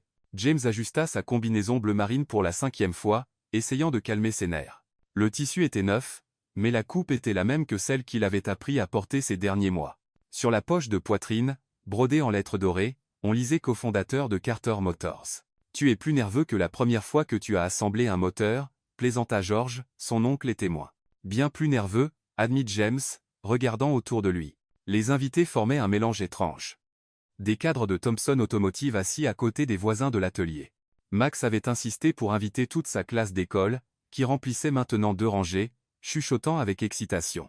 Le pasteur de l'église méthodiste, un homme gentil nommé Révérend Davis, organisait ses notes sur un établi couvert d'une nappe en dentelle blanche. À côté de lui, l'autel était décoré avec de vieux outils appartenant au père d'Emily, polis jusqu'à ce qu'ils brillent comme de l'argent. La voilà! Cria Max, courant vers James. Le garçon portait un petit costume emprunté et tenait une boîte à outils miniature peinte en blanc et décorée de rubans bleus. À l'intérieur se trouvaient les alliances, toutes deux fabriquées par James selon la même méthode que l'écrou poli, mais plus petite et plus délicate. La musique commença. Ce n'était pas la marche nuptiale traditionnelle, mais Atlas d'État James, joué sur la même vieille radio que Max avait apportée des mois auparavant. Et puis Emily apparut. Elle marchait seule, elle y avait tenu, portant une combinaison blanche qu'elle avait brodée elle-même de petites fleurs bleues. Ses cheveux étaient lâchés avec une simple couronne de marguerite. À ses pieds, ses bottes de travail habituelles, propres et polies. James sentit comme si on lui avait coupé le souffle. Emily était rayonnante, souriant avec un mélange de bonheur et de malice qu'il avait appris à aimer. Respirez Ed, chuchota George à son oreille. La cérémonie fut simple et émouvante. Le révérend Davis parla de partenariats authentiques, de construire quelque chose de durable ensemble, de trouver la beauté dans les choses simples de la vie. Quand vint le moment des vœux, James sortit un morceau de papier froissé de sa poche. « Emily, commença-t-il, la voix légèrement tremblante, tu m'as appris que les meilleures choses dans la vie ne viennent pas toutes prêtes. Elles doivent être construites pièce par pièce avec patience et amour. » Emily sourit, les yeux brillants. « Tu m'as appris que les moteurs ont une âme, que le travail honnête est la plus grande richesse, et que parfois, la bonne personne arrive au bon moment pour réparer tout ce qui était cassé dans nos vies. » Max renifla bruyamment au premier rang. « Je promets de construire notre vie ensemble, comme tu m'as appris à construire des moteurs, en écoutant, en ajustant, en réparant quand c'est nécessaire, et toujours, toujours avec amour. » Emily essuya une larme et partagea ses propres vœux. « James, tu es arrivé ici comme un homme perdu essayant d'impressionner tout le monde. Mais tu as découvert que la véritable impression vient des mains qui travaillent dur et d'un cœur honnête. » Elle prit ses mains, rugueuses de tant de travail. « Je promets de t'enseigner tout ce que je sais sur les moteurs et la vie, tant que tu continueras à m'apprendre qu'il n'est jamais trop tard pour recommencer. » Max s'avança avec la petite boîte à outils, l'ouvrant solennellement. Les bagues brillaient à l'intérieur de la boîte doublée. « Avec ces bagues, promettez-vous tous les deux de construire une vie ensemble ?» demanda le révérend Davis. « Oui, » répondirent-ils à l'unisson. « Alors, par l'autorité qui m'est donnée, et par le pouvoir du véritable amour dont nous sommes témoins ici aujourd'hui, je vous déclare maintenant mari et femme. » La foule éclata en applaudissements. Max sautait de joie. Même les cadres les plus sérieux de Thomson Automotive souriaient. « Maintenant, ouvrons le vrai cadeau de mariage !» cria Max. James et Emily marchèrent main dans la main vers l'école nouvellement construite. Devant le bâtiment, couvert d'un tissu blanc, se trouvait le moteur qu'ils avaient construit ensemble le tout premier jour, la Mustang de 1965, maintenant montée sur un socle spécial avec une plaque dorée, premier moteur Carter, en mémoire de Michael Carter, visionnaire. « Ensemble ?» demanda James. Emily hocha la tête. Ils tirèrent le tissu en même temps, révélant le moteur poli et brillant. James tourna la clé. Le moteur rugit à la vie, parfait et puissant. Les voisins applaudirent, les enfants acclamèrent, et la musique emplit l'air. Emily s'approcha de James et chuchota à son oreille. « Maintenant, tu es un homme de parole et de moteur. » James l'embrassa là, au milieu de la célébration, avec le son du moteur qu'ils avaient construit ensemble résonnant en fond. « On l'a fait, » dit-il. « Fait quoi ? » « Construit quelque chose qui durera pour toujours. » Emily sourit, regardant autour d'elle Max dansant avec les enfants, l'école qui enseignerait à des générations de mécaniciens, le moteur ronronnant comme une promesse pour l'avenir. « James Thomson, tu as enfin appris la différence entre les machines et les moteurs dotés d'une âme. » « Appris, oui, parce que maintenant tu sais que les meilleures choses dans la vie ne peuvent pas être achetées. Elles ne peuvent être construites qu'avec de l'amour, du travail acharné et beaucoup, beaucoup de patience. » Et tandis que la fête continuait autour d'eux, James et Emily restèrent enlacés l'un contre l'autre.